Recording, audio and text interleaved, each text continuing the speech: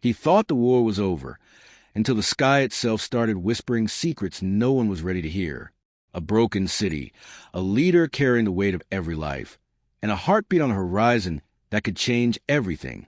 But what if the real enemy was never on the battlefield, but hidden in the silence after the victory? This is a story of sacrifice, love, and a truth so terrifying you won't breathe until the final second. Stay with me, because what happens at the end will haunt you long after the video stops. The night sky over Washington carried a strange stillness, as if the air itself held its breath. Soft fog curled around the marble pillars of abandoned buildings, and distant sirens echoed across the empty avenues. General Marcus Hale stepped out of the armored transport and felt the weight of the silence pressing against his chest. His boots touched the cold pavement with a slow, deliberate rhythm. He surveyed the ruins of the Capitol, once vibrant with life and pride, now wounded by fear and division. The wind brushed against his face with a chilling whisper that felt like a warning. Marcus lifted his gaze toward the fractured skyline. Broken towers loomed like shadows of a country that had forgotten its strength. He sensed a tremor in his own breath as he tried to understand how everything had collapsed so quickly. A group of soldiers approached him with guarded expressions. Their uniforms were worn, and their eyes carried stories of exhaustion and defiance. The youngest among them looked up at Marcus with a mixture of hope and uncertainty. "General, the council is expecting you inside," the lieutenant said, his voice steady but strained. Marcus offered a brief nod and walked toward the fortified entrance of the underground command chamber. The metallic doors opened with a harsh scrape, releasing a gust of recycled air that tasted of iron and desperation. Inside, the chamber pulsed with dim lights and the low hum of failing generators. Maps were spread across every surface, marked with red lines and scattered notes written in anxious hands. Leaders from what remained of the government stood in a circle around a central table. Their shoulders sagged under the weight of impossible decisions. Marcus stepped into the glow of the table's central lamp. Every eye turned toward him. He felt the tension wrap around his body, like a tightening rope. "General Hale," the acting president said, her voice frayed at the edges. "We have received the final terms from the coalition. They demand unconditional surrender. They want the military disarmed. They want control of the remaining cities. They want you to sign the agreement by sunrise." Marcus studied the document placed before him. Its pages were crisp and clean, untouched by the suffering outside these walls. His jaw tightened as he read the words that sought to end the country he had sworn to protect. The room waited for his answer. A faint vibration traveled to the floor as artillery thundered somewhere in the distance. He closed his eyes for a moment, allowing the echoes to settle into him.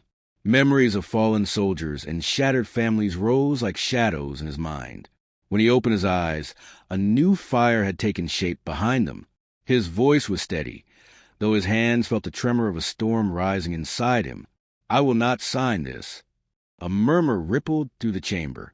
Some faces displayed relief, others fear, and a few glimmered with disbelief. The acting president stepped closer, her expression tight with urgency. "Marcus, refusal will mean continued siege. The coalition has surrounded every stronghold we have left. They are prepared to push until nothing remains." He met her stare with unwavering resolve. "If we surrender now, there will be nothing left of us anyway. Not our dignity, not our freedom, not our identity." His voice deepened as he continued. "I will not surrender America. Not tonight. Not ever." A heavy silence followed. Even the distant rumble of artillery seemed to pause, as if the world itself leaned in to hear what would come next. One of the commanders stepped forward, hesitation flickering across his face. "General, what are you planning?" Marcus felt the weight of the question settle on his shoulders. He inhaled slowly, sensing the immense consequence of every word he was about to speak. His heart thudded strongly against his ribs, fueled by a conviction that felt larger than his own life. "There is one last option," he said. His gaze traveled across the room, meeting each uncertain pair of eyes. "It will be dangerous. It will test everything we have left, and if we choose it, there will be no turning back." The room tensed, anticipation tightening the air like a drawn bowstring. Even the dim lights seemed to flicker in response. Marcus placed his hand on the map, tracing a path only he seemed able to see. He felt a strange calm settle over him, a quiet certainty that the road ahead was the only one left worth walking. "We still have a chance to reclaim our nation," he said softly. "But to do it, every one of us must be willing to risk everything." The commanders exchanged uneasy glances. The acting president watched him with a searching gaze, as if trying to determine whether he was offering salvation or disaster. Marcus straightened his posture, shoulders squared with fierce determination. His pulse drifted into a steady rhythm, almost serene. Yet his eyes carried the storm of a man preparing to defy the world. "What I am about to propose," he said, "will change the fate of this war." The room held its breath as he prepared to reveal the plan that no one had dared to imagine. Marcus allowed his hand to rest on the map for a long moment. His fingertips traced the faded lines, as if he were feeling the pulse of the nation itself beneath the paper. The commanders leaned in, drawn by the gravity that had settled into his voice. He exhaled slowly. "The coalition believes they have cornered us. They believe our forces are scattered without structure or unity. They believe America has already accepted defeat." He lifted his eyes, and every soldier in the room felt the heat of his conviction. "But they do not know what remains hidden." A soft tremor shook the lights overhead, sending a brief flicker across the room. Marcus continued without turning his head, as if the world outside no longer had the power to interrupt him. "There's a reserve force buried deep in the western sectors. A silent division trained off-grid long before the crisis began. Their purpose was to activate only in the event that all conventional defenses collapsed." Gasps whispered through the room. Astonishment rippled across the council table. The acting president looked at him with sudden intensity. "Are you saying they are still intact?" Marcus gave a subtle nod. "They have been waiting, watching, preparing, and they have not yet been exposed to enemy intelligence." For a heartbeat, hope brightened the faces around him, but Marcus's expression remained solemn. He knew the truth that overshadowed the room's fragile spark of optimism. They cannot attack directly. Not yet. Their numbers are not enough for a full assault. But they can strike at a single point that holds the coalition together. A single fracture strong enough to disturb the entire structure. He tapped the map again, this time on a region surrounded by thick red markers.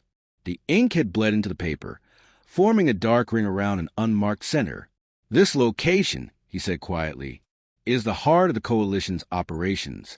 If we strike here, everything changes." A hush fell again. Every eye followed the quiet movement of his hand. Every breath in the room slowed. The lieutenant who had escorted him earlier stepped forward. His face was pale, but his voice held a young soldier's longing for purpose. "General, what exactly is located there?" Marcus straightened his posture. The room felt colder as he prepared to answer. His voice lowered, carrying the weight of a secret buried beneath years of shadows. "It is not a weapon. It is not a command base. It is something far more dangerous than either." He paused, letting the gravity of his next words settle into the space between them. "It is a vault of information. The Coalition's central storeroom of classified intelligence, stored in a facility that most people do not even believe exists. Every strategy they will use, every city they intend to reclaim, every weakness they fear we might discover, everything they plan to destroy." The commanders exchanged stunned glances. The acting president pressed her palm against the side of the table to steady herself. "If we obtain that vault," Marcus continued, "the coalition's advantage collapses. We can dismantle their operations before they even begin, but it will require precision, courage, and the willingness to walk directly into the center of the storm." A low hum filled the room as the generators rumbled beneath the metal floor. Marcus felt its vibration run through his boots, reminding him of the fragile thread holding their world together. One of the senior commanders cleared his throat. "General, infiltration of that site is nearly impossible. Even with your reserve force, you are speaking of a mission that borders on suicide." Marcus met his gaze with unwavering calm. "I know." He looked at each leader in turn, reading their fear, their doubt, and beneath it all, the quiet spark of defiance that had survived the nation's darkest hours. He leaned slightly over the table, lowering his voice. "We will not win this conflict by waiting. We will not survive it by surrendering. and we will not save our people by clinging to what is safe. This mission is the only path that remains." The acting president's voice softened with something like sorrow. "Who do you plan to lead this operation?" For the first time since entering the chamber, Marcus's expression changed. It shifted into something cold, resolute, and final. He placed his hand on the table, as if anchoring himself to the decision he had already made. "I will lead it." Shocked murmurs burst across the room. The acting president shook her head in immediate refusal. "Marcus, this is not a responsibility you need to take alone. You are the remaining symbol of this nation's resilience. If you are lost, the morale of our people may collapse entirely." He looked at her with a quiet intensity that silenced every voice. "I will not ask soldiers to face a danger I am unwilling to face myself. Leadership is not a throne. It is a burden, and it must be carried at the front." The room fell into a heavy stillness. Even the lights seemed to stop flickering, as if time itself was listening. Marcus reached into his coat and pulled out a small, weathered badge. Its metal surface was scratched, worn from years of battles and storms. He placed it gently on the table. "This was given to me on my first day of service," he said. "My commander told me that a nation lives only as long as someone is willing to protect its soul. I intend to honor that." The acting president looked at the badge with trembling eyes. "What do you need from us?" Marcus lifted his head. There was fire behind his eyes now, but also something deeper. A calm, grounded certainty that the path ahead was no longer a choice, but a destiny. "I need every resource we have left," he said. "I need complete silence. Not a whisper of this plan can leave this room. And I need your final approval." The council exchanged tense glances. Each member's mind raced with fear, hope, and the crushing weight of what this decision meant. The acting president slowly stepped back, pressing her hand to her heart as she took in the enormity of the moment, the ache of responsibility reflected in every line on her face. At last she whispered, "General, if we give you this approval, when will the mission begin?" Marcus stepped closer to the map. He lowered his voice, as if sharing a secret with the earth itself. "Soon," he said, "very soon." But he did not speak the full truth. He did not reveal the final detail burning inside him. He did not tell them that the mission could not begin until one specific signal arrived. A signal that had been delayed for days. A signal that should have reached him already. A signal that had not come. Marcus's jaw tightened as a shadow crossed his thoughts. Because without that signal, the operation would be impossible. And the very fact that it had not arrived meant only one thing. Something had gone wrong. He glanced at the darkened hallway beyond the chamber doors, sensing a presence he could not yet name. A faint tremor moved through his spine, as if the world itself was shifting in a way he could not see. A question pressed against his mind, sharp, cold, and unspoken. A question that carried the weight of the nation's fate. What had happened to the messenger who was supposed to deliver that signal? Marcus felt the air around him tighten. His pulse steadied. His jaw clenched with renewed force. And somewhere, deep beneath the Capitol, an alarm that should have triggered hours earlier remained silent. The silence in the chamber deepened, stretching into something almost unnatural. Marcus felt it settle on his shoulders like a dense fog, thick enough to muffle even the sound of his heartbeat. The acting president spoke to the council in hushed tones, but their voices drifted into the background as Marcus stared toward the corridor where the messenger should have already returned. He replayed the last transmission in his mind. A coded message, brief and urgent, announcing that the signal would be delivered directly into his hands. A promise that the final piece of the operation, the key that unlocked access to the hidden division, was already on its way. But no footsteps had echoed down the steel hallway. No shadow had crossed the doorway. No message had arrived. A cold knot tightened in his stomach. He had sent one of his most trusted officers for that mission. A soldier who had survived battles that tore others apart. A soldier who had never failed him. A soldier who should have been standing beside him now. The acting president's voice cut through his thoughts. "General Hale, we are ready to provide approval whenever you confirm that all elements of the operation are aligned." He turned to face her with a calm expression, though unease simmered beneath the surface. "There is one more confirmation required," he said. His tone was steady, but sharper than before. It will arrive soon. He did not elaborate. He could not. Not yet. The council accepted his answer without questioning him. They trusted his judgment, even when he offered nothing but shadows to explain his silence. But trust was a fragile thing in a war that had shattered everything else. Marcus felt it trembling beneath his feet. He stepped away from the table and approached the far end of the chamber, where a faint blue glow seeped from the communication hub. Screens flickered with static, struggling to maintain their signal.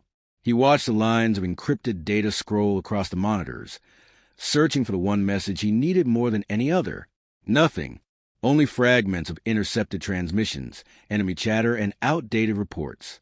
A thin tension pulled through his chest. He placed one hand on the edge of the console and leaned forward, grounding himself against the cold metal. He had seen traps before, clever, intricate, hidden beneath false hope. This silence felt exactly like that. Footsteps approached behind him. He turned and found the young lieutenant standing there, his helmet tucked under his arm. The soldier's voice carried a careful steadiness. "General, the surveillance team is requesting your presence at the West Wing. They say you need to see something immediately." Marcus straightened. "Is it related to the messenger?" The lieutenant hesitated for a fraction of a second, just long enough for Marcus to notice. "I believe it might be, sir." The unease in Marcus's gut hardened into something heavier. He walked swiftly down the hallway, the lieutenant following close behind. The walls grew narrower and darker as they descended into lower levels of the bunker. Each step echoed with a low, metallic thump that built tension with every stride. The surveillance room was dim, lit only by the flickering glow of screens monitoring the tunnels, streets, and perimeter. 3 technicians stood frozen in front of one of the largest displays. Their faces were pale, eyes fixed on the image before them. Marcus moved beside them. "What have you found?" The chief technician pointed at the screen with a trembling hand. The footage displayed the entrance to one of the underground access paths. A dark shape lay just beyond the boundary of the cameras, half concealed by debris. Marcus narrowed his eyes. "Zoom in." The technician adjusted the controls. The image sharpened. The shape became clear. Every breath in the room tightened. A military jacket, the sleeve torn, the insignia unmistakable. The insignia belonged to the messenger he had sent. Marcus felt the air drain from the room. His jaw tightened as he stared at the still, unmoving form. The face was obscured by rubble, the body positioned as if it had collapsed while running. But there was something else, something more disturbing than the soldier's silence. The jacket bore a marking that should not have been there. A thin streak of crimson paint. Not blood. A symbol. A deliberate mark. One he recognized instantly. The Coalition's signature warning. A message left only when they wanted someone to know they had been intercepted. Not captured. Not questioned. Erased. Marcus felt heat rising in his chest, followed by a cold, fierce clarity. This was not a coincidence. It was not an accident. It was a statement. The Coalition knew he had been waiting for this signal. They had understood its importance, and they had moved to silence it. The lieutenant swallowed hard. "General, what does this mean for the mission?" Marcus did not answer. He stepped closer to the screen, studying every detail of the scene. The rubble placement, the angle of the body, the painted mark. Each element was deliberate. Each piece of evidence whispered the same silent truth. The Coalition was watching them. The Coalition was closer than anyone had realized. The Coalition already knew something they should never have known. He felt every muscle in his body tighten. He felt the weight of the Council's hope pressing down on him. He felt the vastness of the choice before him. The mission depended on the signal. The signal depended on the messenger. And the messenger was already gone. One of the technicians spoke in a strained whisper. "General, there is more." Marcus turned. "Show me." The technician switched the camera feed. Another screen lit up. Another piece of footage from deeper in the tunnel system. A shadow moved across the frame. Slow, deliberate, almost human. But not. Marcus leaned forward, eyes fixed on the figure. The shape paused. Its outline seemed distorted, as if its form did not belong in the light at all. Then In a sudden flicker of movement, the figure turned its head toward the camera. Not fully, just enough to reveal the faint glint of something reflective beneath its hood. The feed cut out instantly. Static swallowed the image. A cold weight pressed against Marcus's spine. Something had been inside their perimeter long before anyone noticed. Something watching. Something waiting. The lieutenant's voice cracked. "General, what was that?" Marcus did not answer immediately. He stood motionless, studying the dead screen as if trying to pull answers from the darkness behind it. His breath grew slow and controlled. His eyes hardened. The small tremor that ran down his hand was the only sign of the realization striking him like a blade. If the Coalition had reached this deep into their defenses, then the vault mission was no longer just dangerous. It was compromised. Every step forward was now a step into a trap he could neither see nor predict. And yet, he also knew that turning back was no longer an option. The acting president's voice called from behind him, echoing faintly down the hallway. "General Hale, the council is waiting for your final briefing." He did not turn. He did not move. He simply stared at the blank screen with the calm, steady gaze of a man who understood that the path ahead had shifted into a realm no one had foreseen. The signal was gone. The messenger was gone. And something else, something unsent, something unseen, had already begun its move. Marcus took one slow breath. Then another. He knew what he had to do next. He knew what he had to do next. He knew what the council would demand. And he knew the truth he could not reveal. Not yet. He stepped away from the screen, his jaw set with iron resolve, and started walking toward the council chamber. Every step echoed with the weight of a secret he carried alone, a secret that would change everything the moment it was spoken. And as he walked, another camera deep in the tunnels flickered to life, unnoticed, unmonitored, recording a shadow moving closer, closer, closer, a presence approaching the bunker doors with silent, relentless purpose. And the alarm that should have warned them all remained silent. Marcus moved through the dim corridor with steady steps, yet a tightening unease followed him like a second shadow. The stale underground air clung to his throat as he ascended toward the council chamber, and every echo of his boots carried a faint warning buried beneath it. He ignored nothing. He absorbed everything. A leader who knew that danger was no longer approaching from the horizon, but rising from the floor beneath his feet. He reached the heavy door, leading back into the chamber. Before entering, he paused, placing one hand flat against the cold metal. For a heartbeat, he closed his eyes and searched the silence, listening for anything unnatural beyond the walls. A whisper of wind, a shift of pressure, a presence. But the bunker remained disturbingly still. He pushed the door open. The council members turned toward him at once, some hopeful, some nervous, some visibly trembling beneath the burden of trust they had placed on him. Marcus walked to the center of the room with the controlled grace of a man who carried the weight of a nation on his shoulders. His gaze slipped across their faces, measuring their fear, their belief, their desperation. The acting president stepped forward. "General Hale, we have finalized our decision. The operation is approved." Her voice wavered, not with hesitation, but with the gravity of what she had just set in motion. Marcus nodded, though his expression remained solemn. He had expected this. He had counted on it. But acceptance brought no comfort, because deep inside, he carried the knowledge of what lurked beyond the perimeter, something the council could not yet comprehend. He stepped toward the map again. His presence drew the room into silence. "The operation will proceed," he began. His voice flowed steady and low, each word chosen with precision.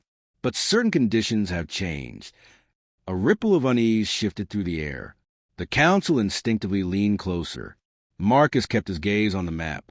He pointed toward a narrow passage that led toward the Coalition Vault's coordinates, an irregular route he had not previously revealed.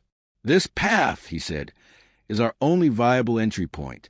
It is old, unstable, and entirely unmonitored by Coalition drones. But traversing it will require complete silence and absolute discipline." The senior commander frowned. "That passage is barely wide enough for a single squad. If we use it, we lose the advantage of numbers." Marcus's jaw firmed. "That advantage is already gone." The coalition knows more than we expected. A startled murmur rose around the chamber, but Marcus offered no explanation. Not of the messenger, not of the mark, not of the shadow captured in the tunnels. Not yet. Instead, he lifted a small metal device from his coat, a portable schematic projector. With a soft click, it cast a faint holographic outline above the table. The shifting blue light illuminated the contours of the underground vault. The council members watched the projection with wide eyes. The vault appeared massive. Fortified walls, layered security barriers, electromagnetic seals. A fortress beneath the earth. Marcus extended his hand toward the glowing structure. If we reach this chamber here, he pointed to the central column, we can disable their entire intelligence grid within minutes. The acting president studied the projection with tightly clenched hands. What is the risk level, General? Marcus did not soften the truth. Severe, potentially catastrophic.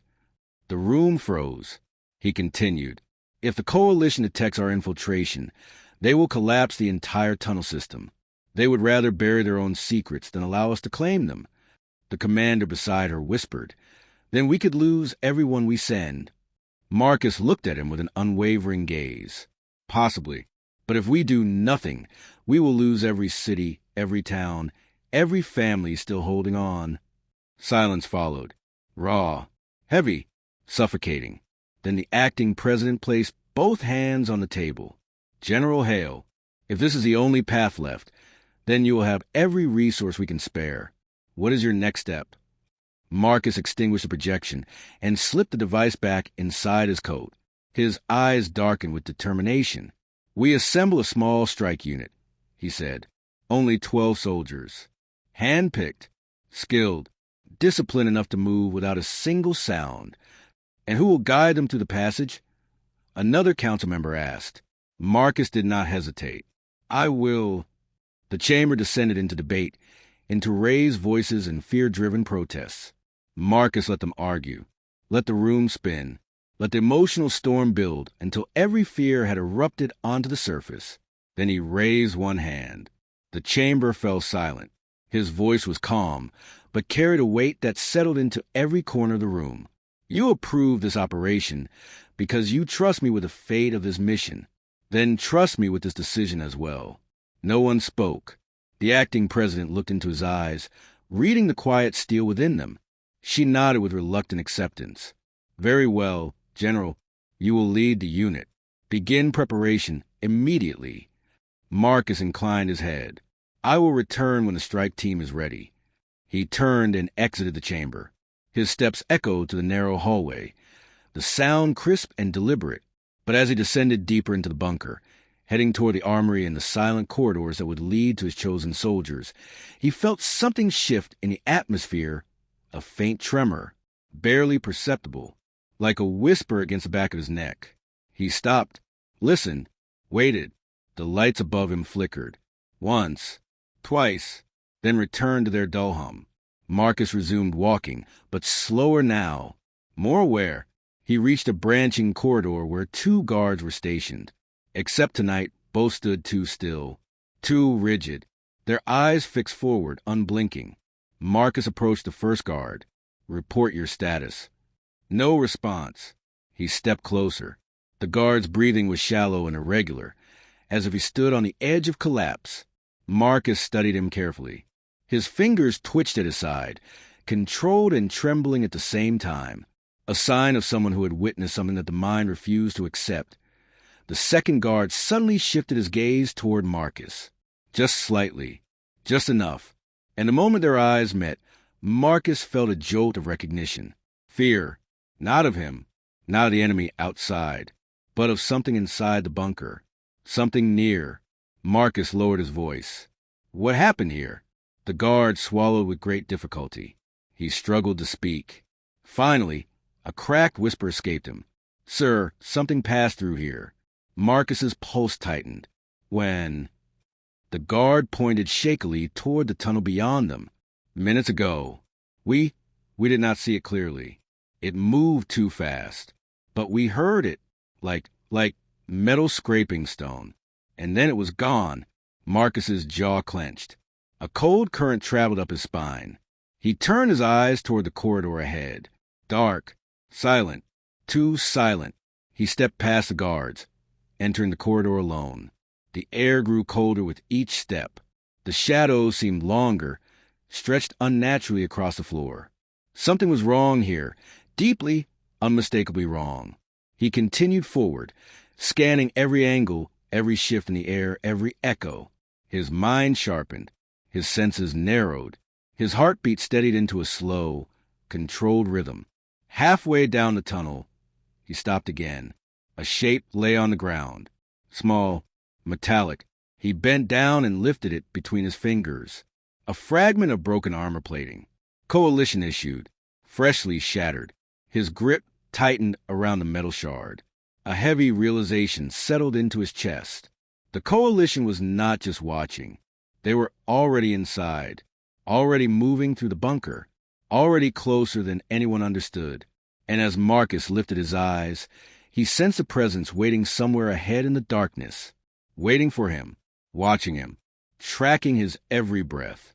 He inhaled once, steady and deep, then stepped farther into the dark corridor, toward the unseen threat, toward the unspoken truth, toward a moment that would redefine every decision he had made.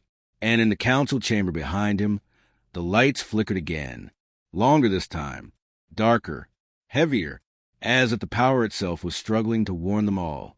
But no one saw it, no one heard it, no one understood the danger drawing closer with every heartbeat, and the alarm men protect them remained silent. The sky above the ruined city had shifted from burning orange to a quiet, bruised purple. The smoke had thinned, the echoes of the last battle fading into a distant hum, almost like the world itself was exhaling after holding its breath for too long. General Caden stood on the broken balcony of the command tower, watching the city below, once alive, now a mosaic of destruction and fragile hope. For a moment, he allowed himself to feel the weight of everything he had carried. The decisions, the sacrifices, the lives entrusted to him. Behind him, footsteps approached. It was Elena, dusty, exhausted, but wearing that quiet fire in her eyes that kept them all from collapsing. "You did it," she said softly. "You held the line when everyone else thought it was impossible." Caden didn't answer right away. The victory felt strange, like it belonged to the fallen, not to him. "Did I win?" he finally asked. "Or did I just delay the inevitable?" Elena stepped beside him, her voice steady. "You gave them a chance. And sometimes that's the greatest kind of victory." A gust of wind passed, carrying the faint smell of ash and something else. Something new. Rain. A symbol of cleansing, rebirth. Down below, civilians emerged from the underground shelters for the first time in days. Some cheered, some cried, some simply stared at the horizon as if expecting another explosion. Trauma had its own way of lingering in the bones. Caden watched them, and for the first time since the chaos began, a shard of peace touched his heart. "Maybe," he murmured, "the world still has a future." Elena smiled, though exhaustion tugged at the edges. "Not maybe," she said, "because people like you still fight for it." Before Caden could respond, a sudden rumble echoed across the ruined city. Not an explosion, not an attack, but something deeper. Something from far beyond the walls. The ground trembled gently beneath their feet. Elena stiffened. "Caden, what was that?" He didn't move. His eyes stayed fixed on the horizon, where a faint light pulsed, slow and rhythmic, like a heartbeat. "We secured the city," he whispered, "but the world is much bigger than this." The light grew brighter. The sound grew louder. Elena's breath caught. "Is the war really over?" Caden closed his eyes. "No," he said softly. "It's changing." And in that moment, on that shattered balcony, above a half-broken world that still refused to die, the truth settled like dust. This victory was only the end of a chapter, not the story. The horizon flashed again, stronger this time. Then silence. A silence so heavy, so complete, it felt like the entire world held its breath, waiting for something that never came. And that is where the story ends. On the edge of a moment that could have changed everything, the kind of moment that keeps an audience leaning forward, long after the final word is spoken,